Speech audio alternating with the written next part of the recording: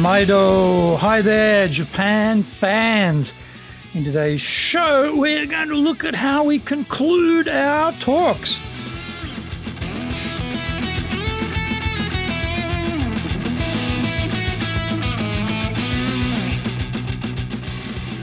Present, master shimashou. This is the 5th year for the Presentation Japan Series podcast. We are beaming around the world to you from sunny Minato-ku in Tokyo. I'm your host, Dr. Greg Story, your corporate coaching and training guide committed to your success, the president of Dale Carnegie Training Tokyo, Japan, and the 3-time best-selling author of Japan Sales Mastery, Japan Business Mastery, and Japan Presentations Mastery. My new book, in Japanese, Za Eigyo, is now available on Amazon. Through this podcast, I want to help you become a better speaker who is clear, confident, persuasive, and highly influential with those around you.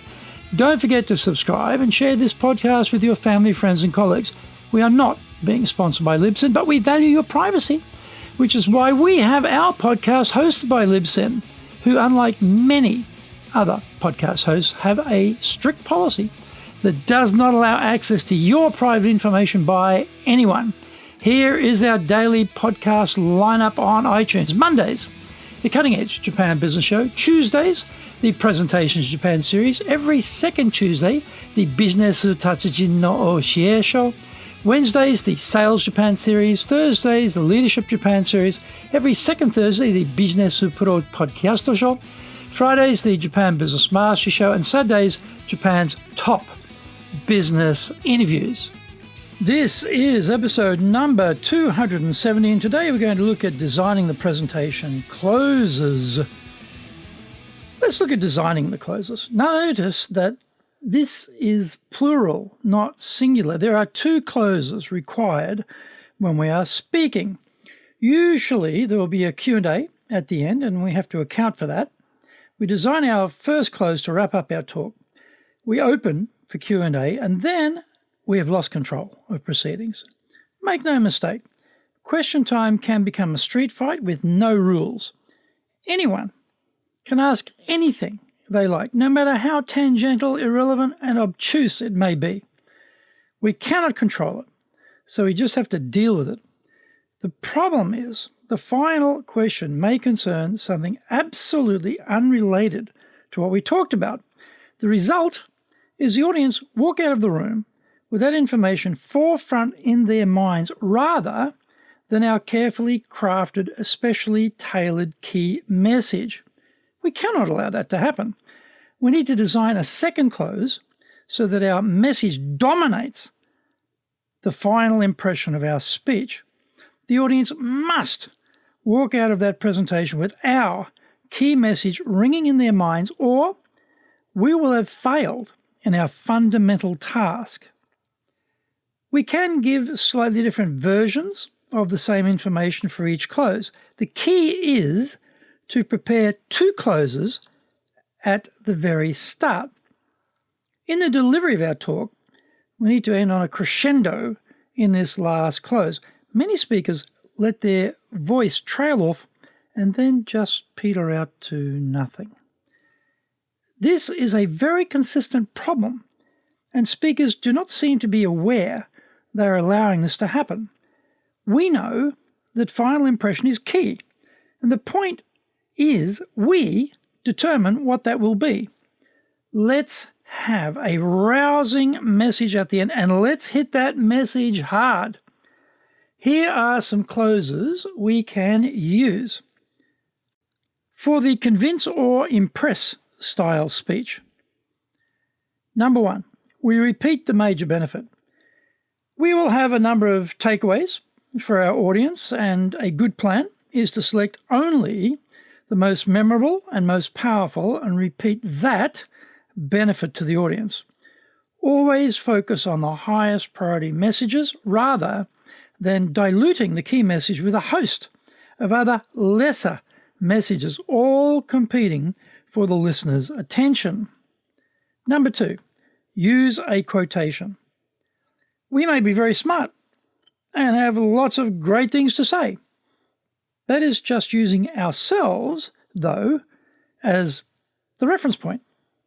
Sometimes we will employ the credibility of an established expert or powerful influencer and draw on a quotation from their words. These are usually very famous phrasings, so the audience will recognize the quote immediately. We can curate pithy sayings and have them ready to go when we need them. We'll run across these at different times, so the trick is to keep track of some which we can use in our presentations and have them handy to draw upon. Find out more when we come back from the break.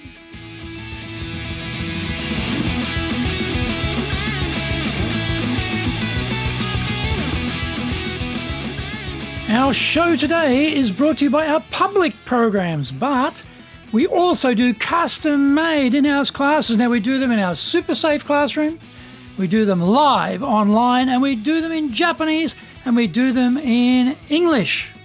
Today's show is being sponsored by, on the 2nd of February, we'll have our Dale Carnegie course. The main modules go over 12 weeks. On the 3rd of July, we'll have our High Impact Presentations course. It's a very concentrated 2-day presentation skills program. On the 8th of February, we'll start the 4 weeks of the main modules of Confident English. And on the 14th of February, we will do leadership training for managers. Check out our website at www.dale-carnegie, carnegie.co.jp. Lots and lots of value for you there. Now, to do better in Japan, email me at greg.story@dalecarnegie.com. Get my best-selling books, Japan Sales Mastery, that's the Bible for selling in Japan, and Japan Business Mastery, and my new book, Japan Presentations Mastery. If you like learning by watching videos, there are over 1,000 there for you at Tokyo, Japan, Dale Carnegie TV on YouTube.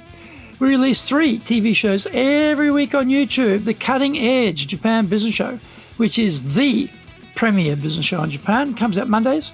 Fridays, the Japan Business Mastery Show, and Saturdays, Japan's top business interviews, where I interview leaders in Japan from SMEs all the way up to the corporate captains of industry on one topic, leading in Japan. Every second Thursday, we release the Business Pro Television Show. Don't forget, you can email me at greg.story@dalecarnegie.com.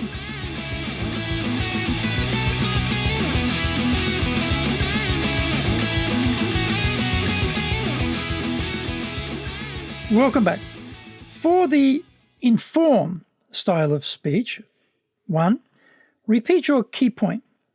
In the informed talk, we will have been passing along a lot of information, much of it very detailed. It can be confusing for an audience to know which information to focus on. We select the one piece of information we believe will be the most important and we repeat it again. We don't want to make the audience work hard to follow what we are saying. By determining the key points, we do the work for them, so all they have to do is absorb what we are saying rather than having to analyze it for themselves. Number 2, recap the steps of a process or plan. In the informed talk, we are often providing so much information that we have to group it into brackets for the audience to understand. We may outline the 9 steps or the 4 key data points, etc. This numbered packaging up of information makes it much easier for the audience to navigate through our talk and keep up with what we are saying.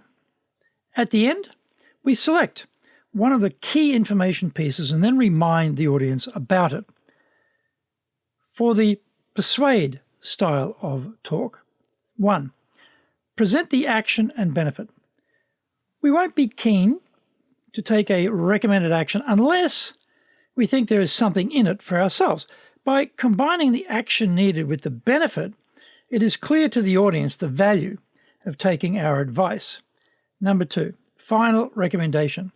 We select the key course of action we've been talking about. We restate it at the very end, and this makes it very clear what we hope the audience will do from now on. The final impression is in our hands to mould and shape in the way we want it. We must dominate the final message and jettison any distractions which may have arisen during the question time. The key is to design the close very carefully and deliver it with power and conviction. If we do that, then our messages will resonate with our audiences, and that is why we're doing this in the first place, isn't it?